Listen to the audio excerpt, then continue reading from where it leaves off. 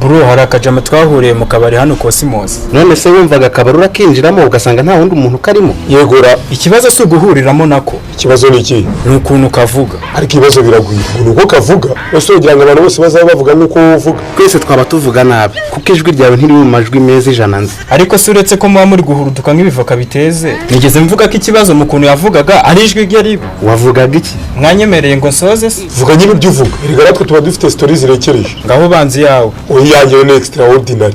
Evuga nyuma mwese mwagiye muri muntu. Cyangwa twayivuyemo ahubwo. Mureke. Ndayizeye irana yibazanamo niba mwayivuyemo. Okay sawa. Nyina ku kajama twahuriye mu kabari kararondogora. Kurondogora harya ubwo ni ugukora iki? Nyine ni kwa kundi. Kana nawe man. Komeza ratangiye nabyumvisha. Njye utazi icyo kurondogora bisobanura. Imore.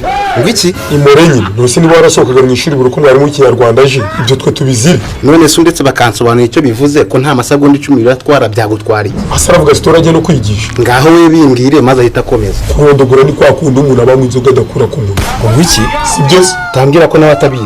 Nose si cyo bita kurondogora. Ngo ni kwa kundi ubugira ute? Kwa kundi umuntu abari kunywa inzoga atayikura ku munwa ari kugotomera mu amazi. Ibyo bita kurondogora. Ninde wabikubwiye? Genda bizi gutyo tu. Ntago ari byose. Nubwo wavuze ko wigishije Kamena Ngiga, yigishaga we yasohotse. Ariko menya wowe wakwigishije, nubwo wabaga uhari yari umushinwa. Kwiyemera ufite zero knowledge gusa. Nose kurondogora bisobanuye iki? Oroshye baze witonze kuko nawe uri nkanjye. Kurondogora ni kwa kundi umuntu aba avuga ariko atarangiza. Ukumva ari kuvuga ibintu byinshi ugategereza ko asoza ugaheba. Ariko urumva ko nayindi hafi kuvuga ko kurondogora ari uguseriva abakiriya benshi mu kabari.